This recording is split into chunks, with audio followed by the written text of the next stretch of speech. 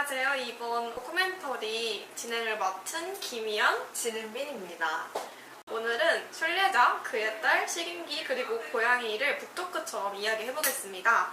오늘 이야기에서 저는 이 장면이 제일 인상 깊었어요. 파티자 아버지가 집을 비우면서 파티자에 계속 강조하잖아요. 모든 음식은 항상 고양이 가투랑 나눠 먹어라. 네, 그 말이 단순한 훈계라기보다는 거의 규칙처럼 반복돼서 오히려 긴장감이 생기더라고요. 읽으면서 이야기에서 이제 누군가가 항상을 강조하면 그게 깨지는 순간이 나오기 마련이니까요. 맞아요. 그리고 결국 파티자가 병아리콩 한쪽을 무심코 혼자 먹어버릴 순간이 오고 가투가 화가 나서 파티자가 쓰던 성냥을 우물에 던져버리죠. 그게 결과적으로 식인기를 유인하는 결과가 됩니다. 저는 그때 감정이 좀 복잡했는데요. 한편으로는 병아리콩 한쪽인데 이렇게까지 싶기도 했고, 다른 한편으로는 전래 서사에서는 이제 사소한 균열이 큰 재앙으로 번지는 방식이 너무 익숙해서 이게 그 문법이구나 싶었어요. 그래서 오늘은 그 장면을 중심으로 고양이 가투를 단순한 악역으로 볼 수 있는가, 그리고 식인기의 유인 구조가 한국 전래의 창기와 어떻게 연결되는가를 비교해보겠습니다. 그럼 오늘 구성은 세 덩어리로 갈게요. 첫 번째는 이 작품을 고른 이유와 핵심 사건 정리, 그리고 두 번째는 고양이 가투의 상징을 튀니지 민담 맥락과 한국 민담 맥락으로 비교하고, 세 번째는 식인기 알굴라와 한국의 창기를 비교하면서 공포의 구조를 깊게 파보도록 하겠습니다. 그리고 오늘은 스포일러는 결말적으로 피하되 상징과 장치 이야기를 하려면 사건의 핵심 고리는 다를 수밖에 없어서 그 정도는 감안하고 들어주시면 감사하겠습니다. 네, 왜 무서운가를 구조로 보는 시간이 될 거예요. 저희가 이 작품을 선택한 이유는 세 가지였는데요. 첫 번째, 식인기라는 소재가 한국의 전래동화에서는 상대적으로 흔하지 않아서 제목부터 눈에 들어왔고요. 그리고 두 번째, 고양이가 이승과 저승을 잇는 존재 또는 조력자처럼 그려지는 경우가 많아서 이 이야기에서도 그렇겠거니 했는데 오히려 반대 방향으로 이야기가 흘러가서 궁금해졌습니다. 그리고 세 번째, 한국 전래동화의 인물 구성이나 전개 방식이 비슷한 듯 하면서도 다른 문화권 민담은 또 다른 매력이 있어서 비교해보고자 이 이야기를 고르게 되었습니다. 전 여기서 식인기가 한국 전래에 흔치 않다는 말에 공감했어요. 한국 전래는 무섭긴 한데 공포의 형태가 보통 잡아먹는 괴물이라기보다는 호랑이 같은 자연의 위협, 도깨비 같은 기괴함, 혹은 원한서사처럼 심리적인 공포가 섞여 있잖아요. 그래서 식인이라는 그 직설적인 공포가 중심에 오는 게 낯설어서 좀 더 눈에 띄었던 것 같아요. 그리고 고양이 반전도 그런 것 같은데요. 네, 맞아요. 고양이 하면 기본적으로 저승길 안내 같은 이미지가 있기도 하고 현대적으로는 또 반려동물 이미지가 강해서도 그렇고요. 그런데 이 작품은 그 기대를 일부러 깬 다음에 고양이는 왜 그렇게 움직였을까를 독자들에게 던지는 방식이라 흥미가 생겼어요. 그럼 사건의 연결고리를 아주 명확하게 한번 정리를 해보도록 할게요. 아버지가 집을 비우면서 파티자에게 항상 가투와 음식을 나누라고 반복해서 강조를 합니다. 파티자는 이제 대부분 잘 지키지만 어느 날은 병아리콩 한쪽을 무심코 혼자 먹어버리게 되는데, 가투는 그걸 규칙 위반으로 받아들이고 굉장히 화가 납니다. 가투는 그래서 파티자가 쓰던 성냥을 우물에 그냥 냅다 던져버려요. 그 결과가 이제 식인기를 유인하는 방향으로 작동한다고 볼 수 있습니다. 저는 이 사건을 읽으면서 양이 문제가 아니라 원칙이 문제라는 생각이 들었어요. 병아리콩 한쪽은 사실 물리적으로 거의 아무것도 아니잖아요. 그런데 이 규칙이 항상 나눠라이면 한쪽이 그 규칙을 깨는 증거가 되죠. 그래서 이게 단순히 고양이가 쪼잔하다가 아니라 이야기 안에서 규칙의 세계가 열리는 순간 같았어요. 현실에서도 룰이라는 게 어길 때는 되게 사소한 데서 오거든요. 그러니까 한 번쯤은 괜찮겠지 같은 마음이 있잖아요. 근데 이 룰이 룰로서 작용을 하려면 그 한 번을 그냥 넘어가면 룰 자체가 무력화되는 게 있으니까. 맞아요. 그래서 가투 행동이 뭔가 더 차갑게 느껴지는 것 같은데요. 직접 파티자를 해치는 게 아니라 파티자가 의지하던 안정장치를 아예 없어버리죠. 저는 성냥을 우물에 던지는 게 상징적으로도 무서웠어요. 성냥은 불을 붙이는 도구라서 원래는 인간이 통제력을 갖는 상징인데 그거를 우물로 던져버리면 통제력이 물속으로 가라는 느낌이 들거든요. 게다가 우물은 전래에서 경계 공간처럼 쓰이는 경우도 많잖아요. 약간 이승과 저승의 경계 같은 이미지도 있고 공동체의 중심이 되기도 하고요. 그래서 이 장면은 단순한 그냥 사건이 아니라 공포의 문이 열리는 방식으로 기능을 한다고 볼 수 있을 것 같아요. 그럼 여기서 이제 질문이 생기죠. 과연 고양이 가투는 악역인가? 아니면 규칙의 수호자인가? 그리고 또 정확히는 가투는 감정으로 움직였는가 아니면 관계의 조건으로 움직였는가가 포인트 같아요.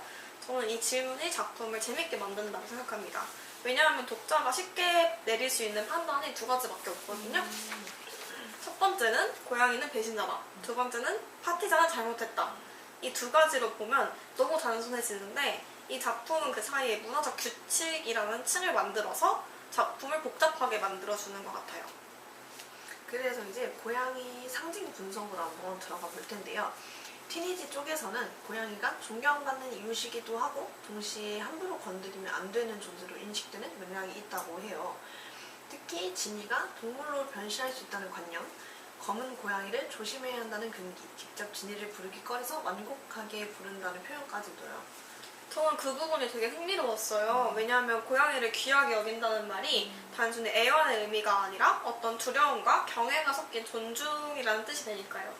그러면 아버지가 항상 나눠라라고 말씀하신 것도 현대적인 감성으로는 동물의 사랑처럼 보이지만 민담적 감각으로 읽으면 이 집의 질서를 지키기 위한 규범이 되는 거죠. 그러니까 파티자가 그걸 어긴 순간 실수가 아니라 집의 질서를 깨트린 사건이 되는 방식이에요.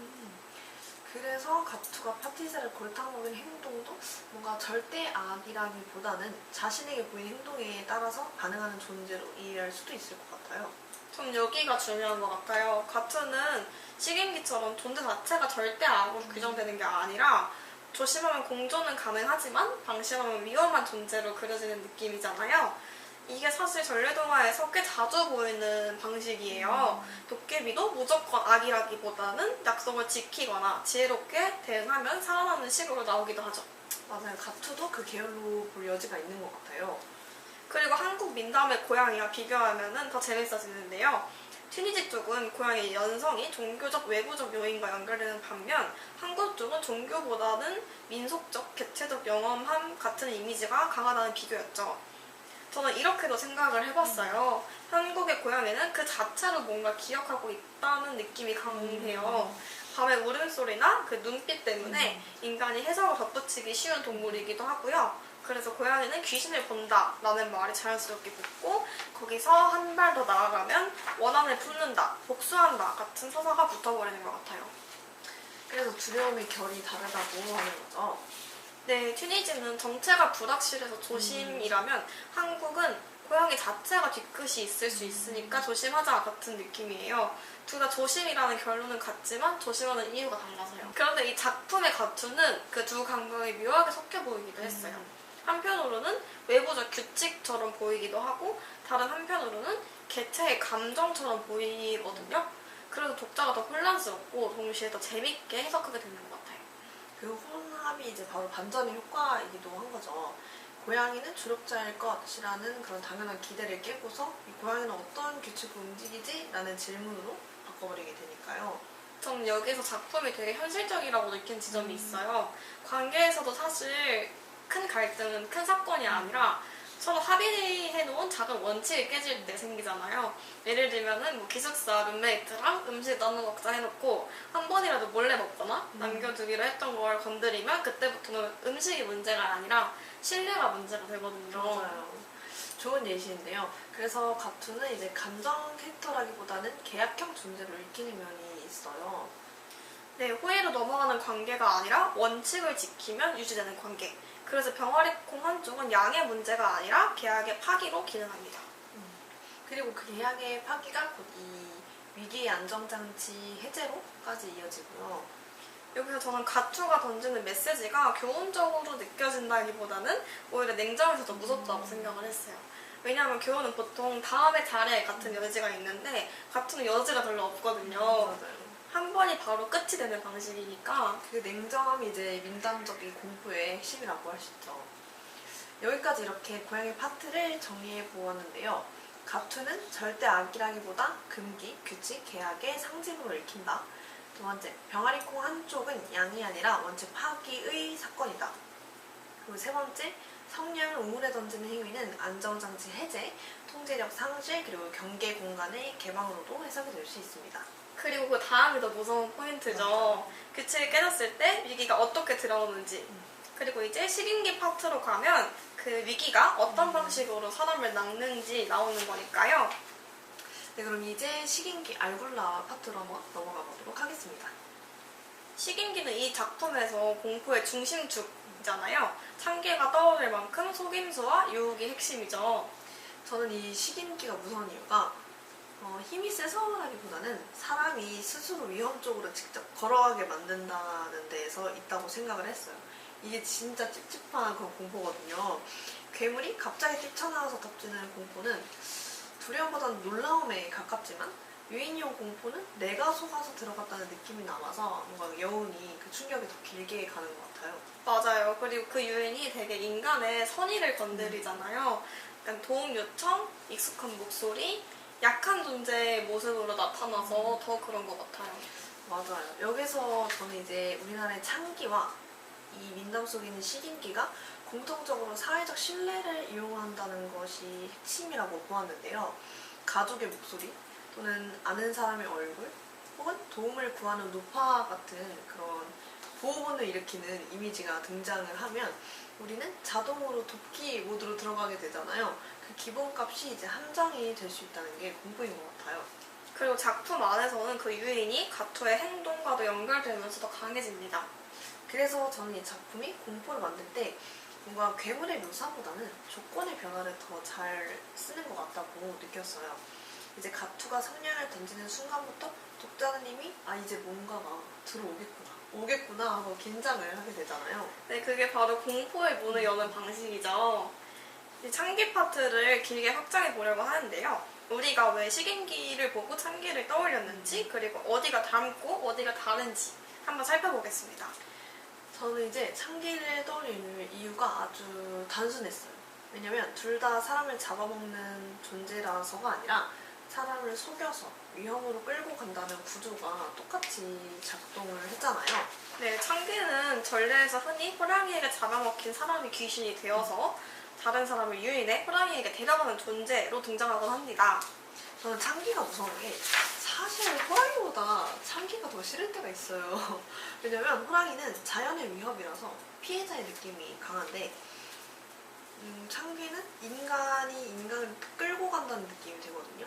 왜냐면 사람이 사람을 속인다라는 구조가 들어오면 공포가 훨씬 현실적으로 와닿잖아요. 그리고 창기는 자주 목소리 흉내 같은 방식으로 사람을 불러요. 지인이나 가족의 목소리처럼 들리게 해서 산속 깊이 들어오게 만드는 방식을 활용하죠. 여기서 포인트는 속이는 방식이 괴력이 아니라 신뢰라는 점인데요. 가족 목소리면 믿게 되고 아는 사람이 부르면 따라가게 되고 도움을 요청하면 돕게 되는 그 인간의 선한 반응을 쓰는 거죠. 창기는 또 다른 층의 공포가 있는데요. 창기가 왜 그렇게 하느냐? 라는 질문을 붙일 수 있다는 점이죠. 맞아요. 식인기는 되게 원래부터 위험한 괴수로 기능을 하는데 창기는 설정 자체가 인간에서 출발하잖아요. 호랑이에게 당한 사람이 창기가 되고 자기 처지를 벗어나기 위해서 이 창기가 다른 사람을 바쳐야 한다는 비극성이 붙는 경우가 많고요. 그래서 창기 서사는 단순 공포가 아니라 폭력이 어떻게 전염되는가 같은 이야기로도 읽히게 됩니다. 내가 피해자가 되었고 그 피해를 벗어나려고 다른 사람을 끌어들이는 순간 내가 가해자가 돼버리잖아요. 이건 진짜 무서운 구조예요. 굉장히 중요한 지점입니다. 창기는 공포의 원인이자 공포의 결과이기도 한 거라고 말씀하신 거잖아요. 그러면 식인기와 창기의 공통점은 다시 정리하면 이렇습니다. 둘 다 직접 덮치기보다는 사람이 스스로 오게 만들고요. 둘 다 인간의 사회적 신뢰를 건드립니다. 그리고 만나면 결국 치명적인 위험으로 이어지는 건데요. 맞아요. 저는 여기서 이제 유인형 공포가 왜 강한지 한 번 더 짚고 넘어가고 싶은데 이 덮치는 공포는 운이 나쁘면 당하는 느낌인데 유인형 공포는 내가 판단을 잘못했다는 느낌이 남아요. 자책이 남는 거죠. 그래서 읽고 난 뒤에 자꾸 생각이 납니다. 그 상황에서 이제 만일 나였으면 속지 않았을까? 하고 이런 생각이 남죠. 맞아요. 그게 바로 독자에게 내 문제로 넘어오는 공포입니다. 이제 차이점인데요. 창기는 대체적으로 종속적이고 식인기는 독립적입니다. 창기는 호랑이의 앞잡이 같은 역할이죠. 호랑이의 권력 아래 있고 호랑이가 진짜 포식자인 건데요.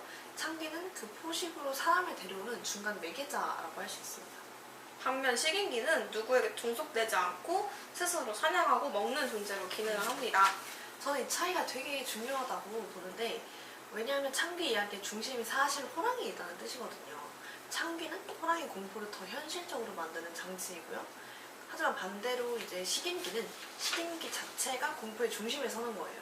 그래서 이야기의 리듬도 달라지고요. 창기는 그래서 호랑이가 있는 장소로 사람을 끌고 간다는 공간적인 공포가 강하다면, 이 식인기는 어디서든 나타나서 속여먹는다, 사람을 속인다 라는 이 존재적 공포가 강해지는 식입니다.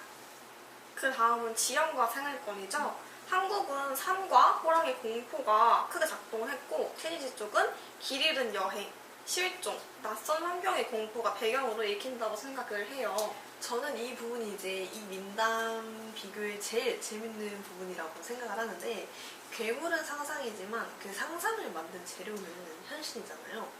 한국에는 실제로 산이 많고, 예전에는 산이 곧 저희 인간들의 생존의 영역이었고 위험의 영역이기도 했죠. 그래서 산에서 호랑이를 마주친다는 건 정말 실존적인 공포였고, 그래서 이제 민담은 사람들에게 산에서 조심해라, 혼자 가지 마라, 낯선 소리 따라가지 마라 라는 메시지를 항상 가장 강하게 전달하는 방식이 되었을 거예요. 네, 민담은 또 안전교육의 기능도 하는 거네요. 그런데 반면 이제 사막이나 낯선 길의 공포는 길을 잃으면 끝이다 라는 그런 감각이 강하잖아요. 그 공포는 장소보다 상황에 붙습니다. 그래서 식인기 같은 존재가 변신해서 유인한다 라는 형태로 더 잘 붙는 것 같아요. 낯선 환경에서 사람은 더 쉽게 속고 더 쉽게 고립되니까요. 그리고 창기에는 종종 비극적 배경이 붙는다는 점도 차이를 만들어낸다고 생각을 해요. 저는 창기가 무서운 이유 중에 하나가 어떤 경우에는 창기가 가해자이면서도 피해자를 일으키기 때문인데요. 그런 독자는 공포와 연민 속에서 굉장히 흔들리게 되죠. 그리고 그 흔들림은 공포를 더 오래 남게 할 수 있습니다.